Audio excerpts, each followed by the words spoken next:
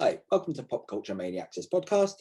As usual, it's me, Kieran, and with me is our TV editor, Jean. So our topic for this episode will be about sports and TV rights. Since at the time of recording, we were influenced by the emergence of the European Super League, which was basically a cynical money-making exercise, and we're going to talk about that specifically before it collapsed as quickly as it rose. So we're going to have a nice fun discussion on sports and TV rights as a whole. So Jean, obviously I would say European and American sports and cultures are very different, but obviously money dominates the conversation in both areas. Yeah, absolutely. There's difference in the individual sports that our cultures are drawn to, but money talks, and the size of the TV contracts and rights on both sides of the Atlantic are insane when you start looking at them and thinking about them. Yeah, because obviously within the English Premier League is probably one of the most successful sporting exports for England specifically, being the most lucrative league, probably the most popular league at the moment in Europe, probably the most competitive league as well. And it was nearly destroyed by this European Super League proposal. And I'm sure it's going to get resurrected again at some point. The battle might be one to prevent it, but the war hasn't.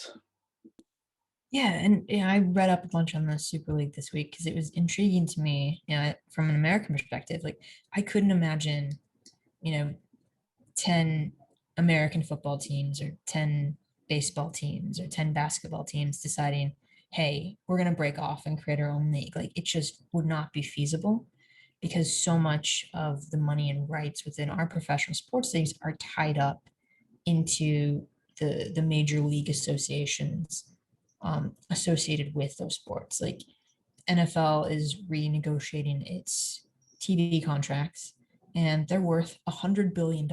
Like, you couldn't break off as, even the 10 most popular football teams couldn't break off and pull that off. So it makes fiscal sense for them all to stay under one awning and share in the money. Yes. But I would just see like the really rich, well-to-do teams in European soccer just like be able to do that feasibly and think they could handle it. It's just mind-boggling.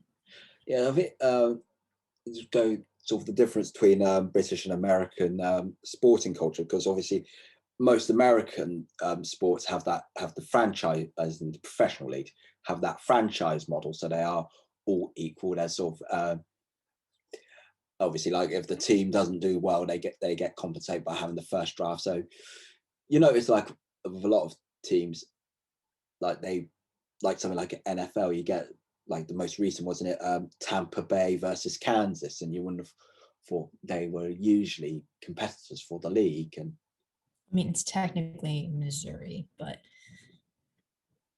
Kansas City, yeah. They would get very frustrated about that, just pointing that out. Okay. Apologies for that then. But yeah, so whilst with the European style, it's like, especially with football, a lot of these clubs are built by just communities. They're built from the ground up, and they slowly work together to form leagues. And obviously a lot of these, especially in the cities and areas, these clubs are people in those, they are really tied to the clubs. Yeah, and I think that's something we're obviously, and a lot of fans are tied to the club they grew up with, and there are all the leagues, the original teams, and like the Chicago teams, New York teams tend to be like original teams that started off 120 years ago. So there's that sense of history within that. But yeah, like you said, we don't have that same sense of the Chicago Cubs built their team up from the bottom in the late 1800s, and created this incredible history, which wasn't so incredible for 100 years. But, we don't have that same sense of the shared struggle to create a league. It just feels like the teams have always been in the leagues they are in. Yeah. That's just how it works. Yeah. It was also with compared to the European and American models, it's obviously America has, again, the franchise model. Teams can move cities, and in Europe, that rarely happens. And when it does, there's a bigger a furore, because the most famous example was when Wimbledon FC moved from Wimbledon in London to Milton Keynes, and they did for quite a while became one of the most hated teams in England. Yeah, and teams move cities here, and their city, poor St. Louis with their football teams losing too, they get angry and they get frustrated, but the rest of the country doesn't really care. Yeah. So it's that same kind of, it's not my team, it doesn't affect me mentality. Yeah.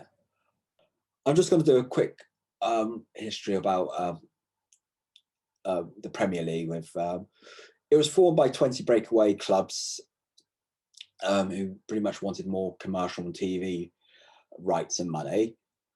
So they're pretty much independent from the rest of the FA on sort of on league structure and stuff. And obviously they made deals with Sky Sports, and then there's usually these big bidding wars for rights for like Premier League and Champions League from various broadcasters. And with a lot of clubs, they're now, especially the really big clubs, their business model is really tied to Champions League qualification. Hence why a lot of them probably were thinking it was a good idea to have a European Super League and make it a closed shop, so that it's consistent. Because if a famous example would be Leeds in the early noughties, they were very successful, they were very successful, but it was run on debt. And when they didn't qualify for the Champions League, it just imploded for them. And I would say, and that's the situation for a lot of these clubs right now, is like Barcelona, Real Madrid, Man U, they've got a lot of debt at the moment.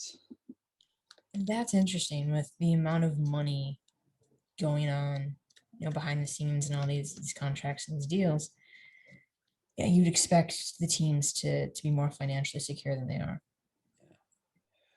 Yeah, some of them, they are just owned by very, very rich men, they just underwrite everything. Paris Saint-Germain's owned by, their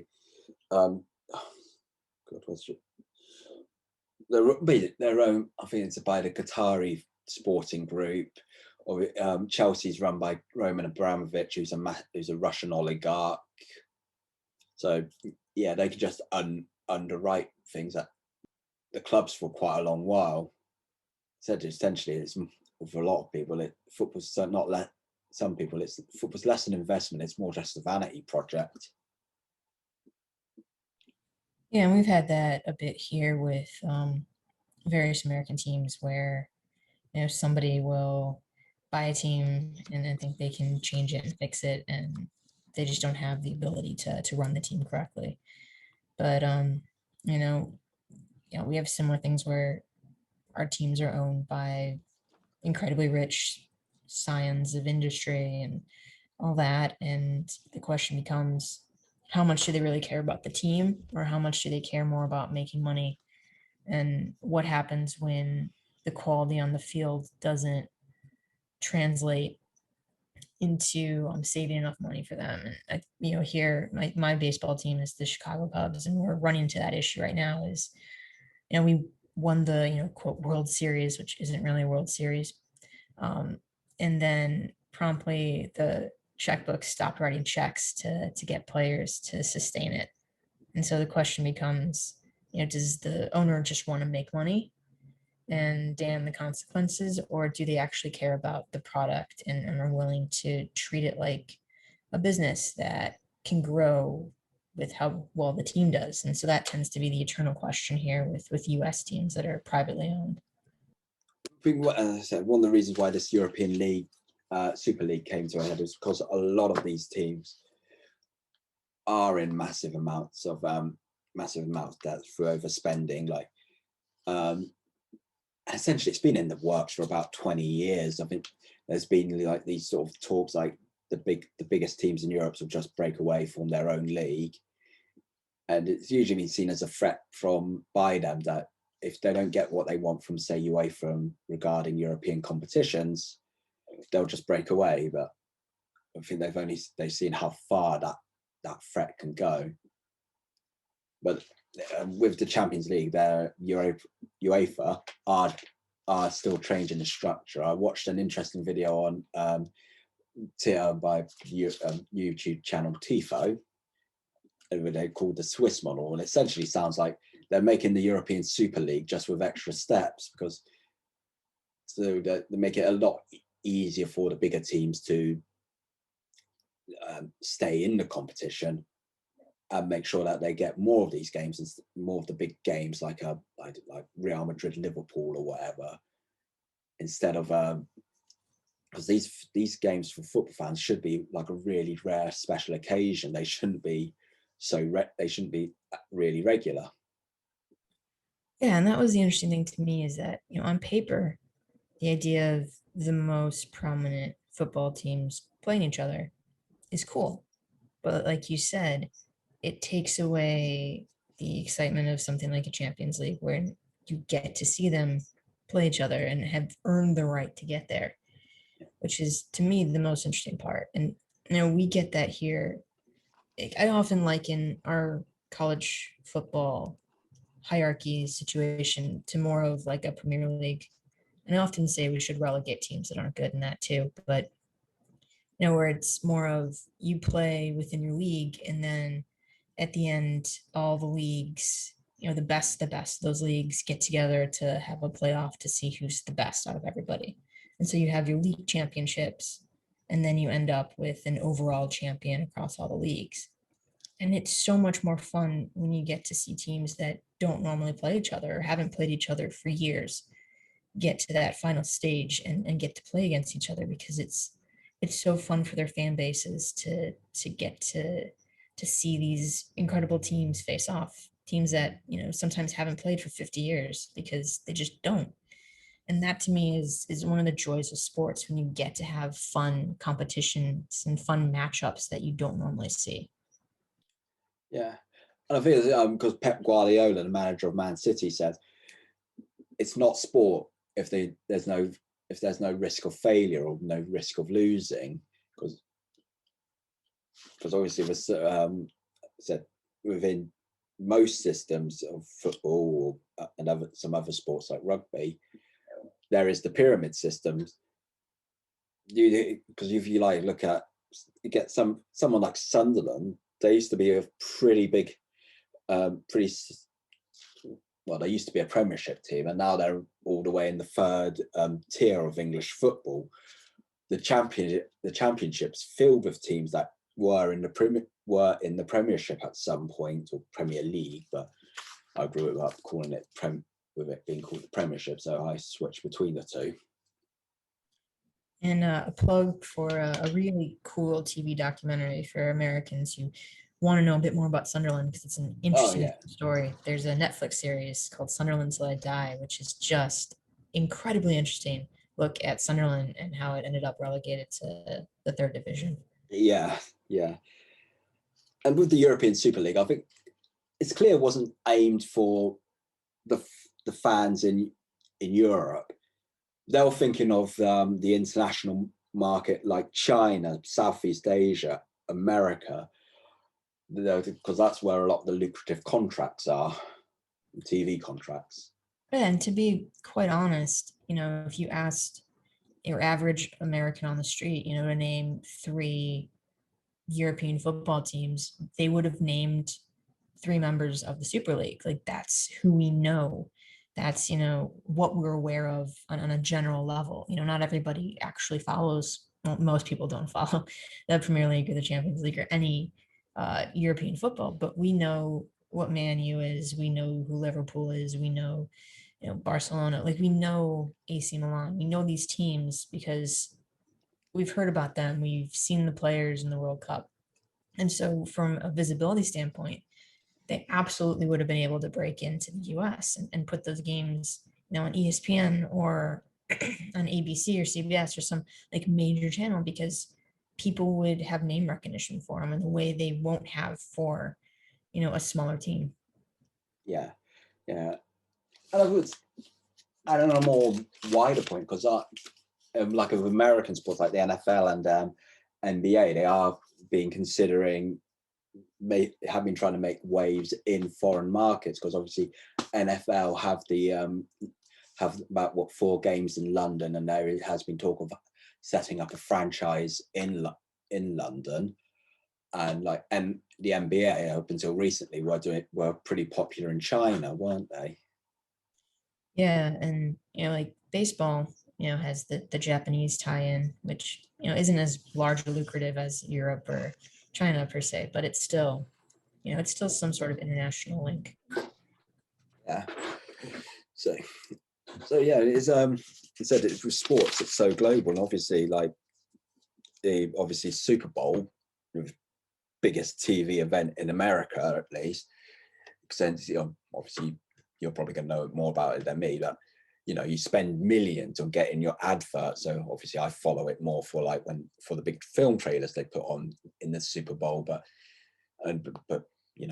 everyone, obviously lots of major countries or lots of major companies put their ads on during the Super Bowl. There was one that was pretty cool. A shame it was for a shitty mobile game, because it was like all various things like medieval warrior, medieval soldiers, and like colonial American soldiers all amalgamating to get murdered, all about to face off against each other.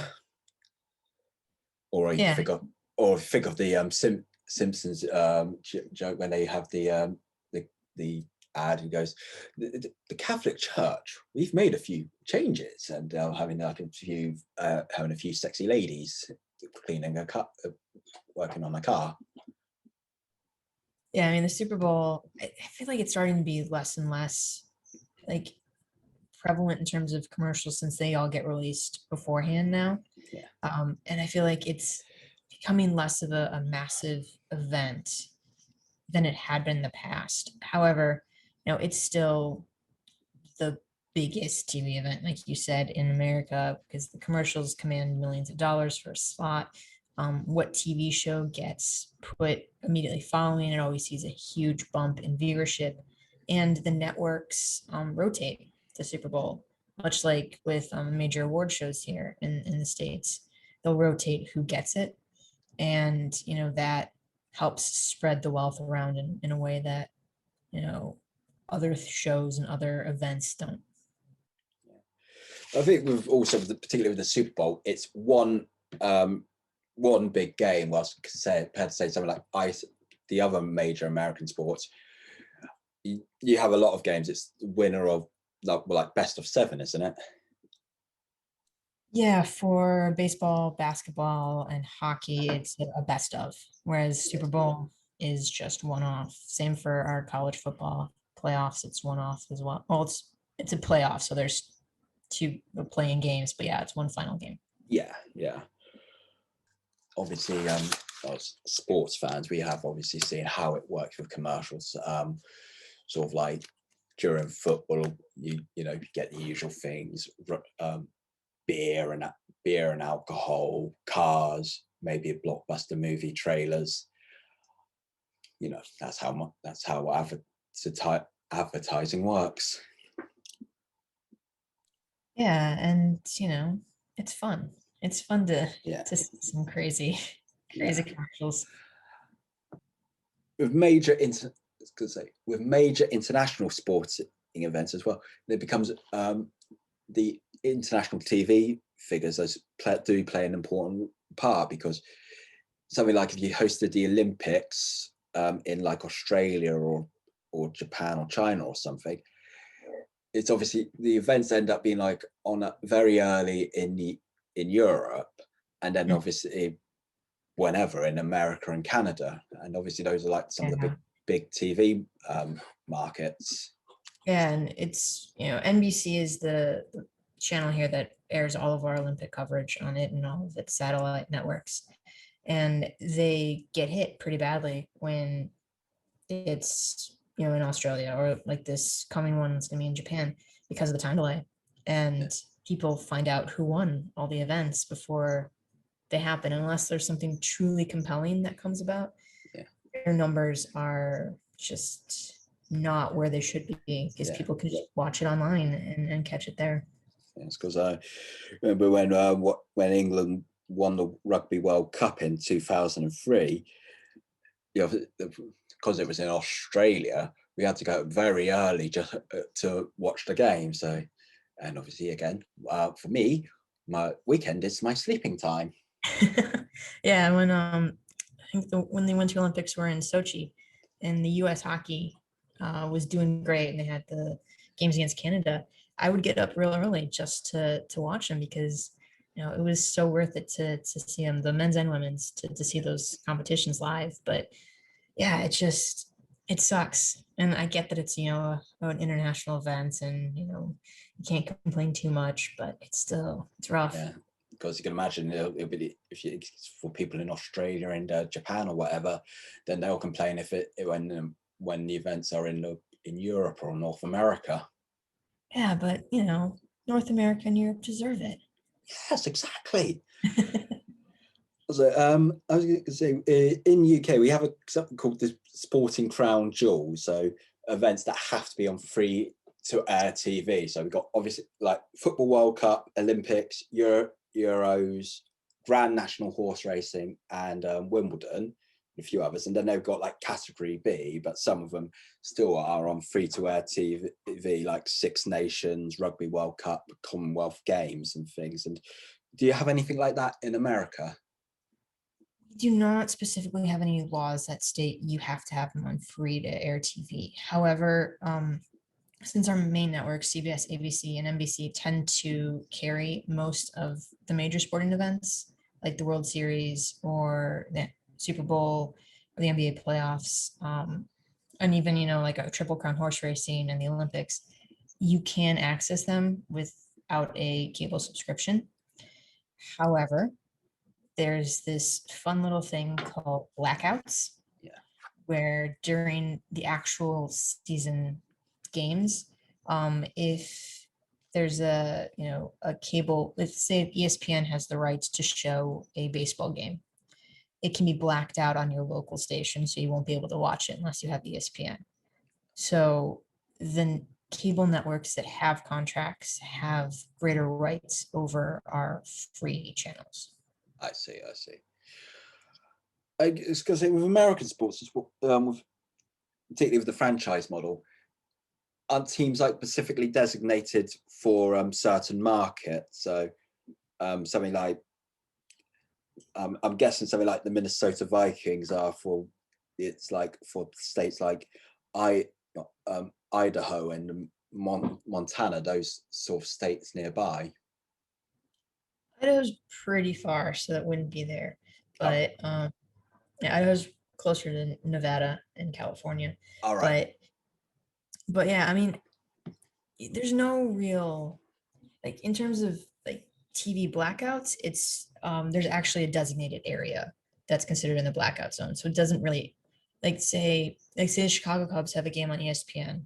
Well, it wouldn't work because we actually have our own special network because we're special. Let's say the Chicago White Sox have a game on ESPN, and WGN, which is a local quasi cable station, normally carries them, but they're blacked out because ESPN has the rights to it. So Chicago, parts of Indiana, some parts of Wisconsin, and maybe going over to Iowa will be blacked out from WGN. They'd have to watch it on ESPN. But the rest of the country could watch it on either channel, which is a really weird situation. But like in terms of like local fandoms and whatnot, it depends. There's teams that have national reach. Like the Dallas Cowboys football team back in the 90s was like the national team everybody knew. The Cubs and the Yankees are the national reach, so their fandom extends all over the world, literally. But Minnesota Vikings tend to have fans in Minnesota and Wisconsin, but Wisconsin also has a very, very Green Bay Packers. Yeah, so maybe the Dakotas would probably be fans. Iowa would be torn between three teams kind of situation. So it depends on what the team is and what their reach is. Yeah, and because going back to European football, because during the pandemic, the Premier League did try an experiment with pay-per-view football games. That went down like a lead balloon with football fans because obviously you end up being charged 15 quid to watch these games on TV. So, and especially obviously most fans obviously have they will either go to the pub to watch them, but that's not possible during a pandemic, or they'll have their sports package on Sky or Virgin or whatever. And the games they put on this pay-per-view model weren't exactly the most enticing, and also they couldn't put on like a big game like a Man U versus Liverpool, because obviously that's one of the reasons why people pay for these packages on their satellite. So Premier League isn't exactly known for being altruistic when it comes to distribution of football. It's similar to the NFL in the way their TV rights work. There's the NFL Network, which gets a game a week that you have to pay to get the channel. If it's your local game, you can watch it. But if it's not your local game, you don't get to watch it unless you have the channel. But then also every Sunday, there are game windows. So CBS and Fox you either get two games on one channel and one game on the other, or vice versa. And you get your local game regardless. You always get it. But your other two games are just kind of like regionally luck of the draw kind of things. And they don't actually line up with your actual region always. So like I will get, a California game, which, I don't necessarily care about, but I won't get, a game like from Pennsylvania. And that's significantly closer to Illinois than California. So it's so weird what games you get and why. Yeah. I was going to say with this pay-per-view model for football, it tanked so badly that the Premier League ended up having to backtrack and go back to pretty much showing all their matches on BT or Sky Sports, and with the occasional one on BBC. So because no one was paying for it. But then obviously other sports it is their model with pay-per-view, like obviously massive boxing fights, UFC fights, technically not really a sport, but lots of physical activity with WWE as well. Yeah. The pay-per-view model is interesting to me because we don't have that for any of our major sports leagues. And I assume it's because the leagues would never allow it.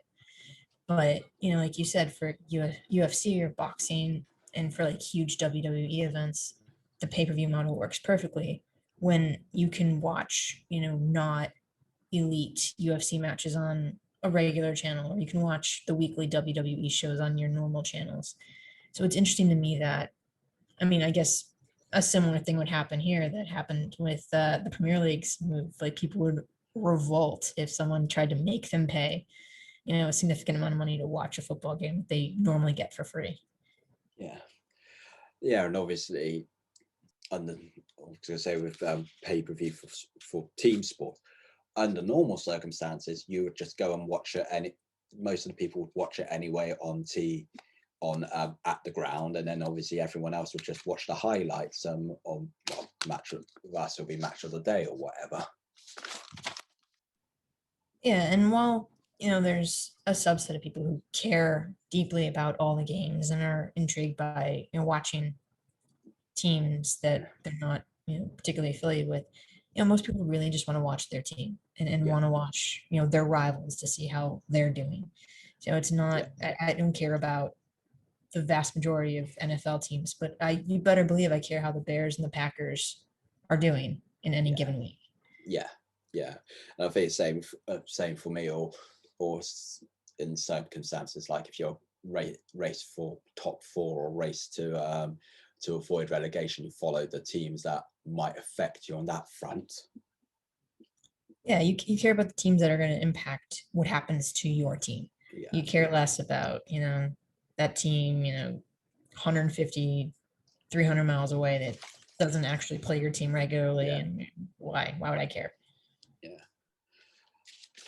Because when doing a little research for this podcast, so I know that you beforehand, like La Liga, the Spanish league, they do a lot of have a lot of their own channels in various countries, because now in, say, the UK, you have to they have their own channel which you pay for, because their games used to be on Sky Sports.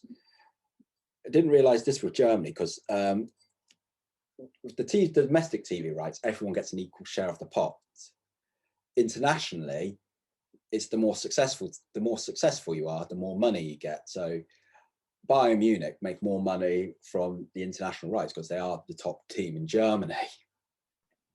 Yeah, I mean, I would have assumed, the bigger you are, the bigger reach you have outside. But I also would have assumed that the leagues would temper how much money each team in it could make. Yeah, because Germany, the problem with them is Bayern Munich is just so dominant. It's pretty boring. Or I can go for an example with Scotland of football, because Celtic and Rangers, they're pretty much they are dependent on each other despite being rivals, because Rangers basically went bankrupt, had to go start again from the bottom tier of Scottish football to get back up. And while Celtic pretty much dominated the league for quite a few years, I think it really affected the quality of Scottish football as a whole. Whilst Rangers were clawing their way back up. Yeah, I mean, that kind of tracks with the general argument I've heard from, owners in various sporting leagues, is that, it's good to have, some level of parity within a league. And we're not saying that everyone should be bad or playing poorly, but, it hurts leagues in the long term when you have, one or two super teams that just constantly dominate it. Like, it's fun to think about the Chicago Bulls in the 90s. I loved it. It was great. They were my team. They were crushing it. But, it also meant that they never lost. They just were so good that they just destroyed so many teams that could have been elite, but weren't, because they ran into the Bulls. Yeah. And I prefer, as much as I love to see my teams win and crush everybody, I like it better when there's, maybe 8 teams across the league who are all great and can really fight with each other to see who's the best, rather than having 1 or 2 that are just so dominant. I think it's with sports, some of them have modified for a TV audience as well, because I think the best example would be cricket, because first class cricket, which is basically the long 5-day version, it can be very dull because it's a sport going on potentially for 5 days. So they have like 1 day you've got 1 day cricket and 2020 cricket, and 2020 cricket is obviously a lot more exciting because you have a limited amount of time. It forces more aggressive play. And obviously with India, they have the India Premier League, which is obviously if you're a cricket player, probably you're halfway decent. You get a short lucrative contract with one of the teams out there. Yeah, I like that. And there's been several updates and changes to the US sports to try to make them more palatable on television, particularly like baseball has had the problem of, games that stretch for 4 hours long. It's exhausting, and who wants to watch that? But they've put in some time limits around, how long a pitcher could take before throwing a pitch, or how many times a catcher can visit the mound to talk to the pitcher in between batters, to try to speed up the game and make it more palatable to a television audience who's watching at home. And that sort of you were like what happened with basketball, I think in the 70s, because some teams sort of really took the mickey with the rule, so hence why they introduced like the 24-second rule, didn't they? Sort of, so if to force more attacking play. Yeah, they did, and they've been pushing baseball to maybe make the designated hitter a. Because in the American League, you can have a designated hitter, which generally means your pitcher doesn't have to bat, because pitchers historically are bad at batting. National League does not have it. So the National League team plays an American League team in an American League park. You get the designated hitter. If it's in a National League park, you don't. So, but it, in theory, makes it more fun to have people hitting home runs and hitting the ball far, and less fun to have a pitcher standing there for 5 minutes trying to hit the ball. Yeah. So there's been a push to make it across all leagues to make it more fun. Yeah. Yeah. And with obviously also with TV, it's also affected like technology for refereeing the sports in general, because obviously you have the video referee in the NFL, don't you? And obviously sports like rugby, you have video referee to determine if something's a try. Tennis has eagle eye or something like that. I'm saying with cricket, they have a similar system. So like for LBWs, and football has slowly introduced it with VAR. A lot of fans really hate VAR. Yeah, and as much as it's nice to have a replay of some sort to make sure the score is correct, or that someone scored a touchdown, or that someone didn't get tagged out at home and scored the run. They've started in baseball. They're going to start having, or they're testing having a computer call balls and strikes occasionally. Like, why bother? Like, the reviews take so darn long to get. Yeah. And it slows down the game and it stops everything. And so in the sense of getting it quote unquote right, you slow the game down. So it's a complex issue, particularly with games that want the TV viewers to stay with you. Yeah, I think that's the big argument against VAR. It slows the game down, because obviously football, it's soccer for Americans. It's obviously meant to be a fast-paced game, and people don't like those sort of slowdowns, and it adds to the time on the for extra time for half time and full time. Yeah, like for me, it's important to know if a score happened in whatever sport it is. Like, that's important to me. Yeah. It's less important for me to know if the ball rolled over the touch completely and it should be out or not. Yeah, and I think that's the sort of the argument again with VAR. It's fine to determine if a goal was, say, offside, but if it's like just so marginal, like it'd be undetectable by the human eye in most cases, why are you making such a big deal out of it? In this case, if it I said like just by millimeters. Yeah, the question becomes, how much do we want it just to be the pure sport that we love, and how much do we want it to be correct and right every time? Like, I don't mind getting angry because I got screwed over once because somebody was half a millimeter offsides. Like, okay, cool, but I don't want the ball to have gone into the net and the goalie pulled it back out and not be called a goal. Yeah, sure. So thank you very much, listeners. Obviously, if you like us on Facebook, Twitter, Instagram, like the video, subscribe. You know the deal. Thank you very much, and obviously we'll speak to you again soon. Cheers. Bye.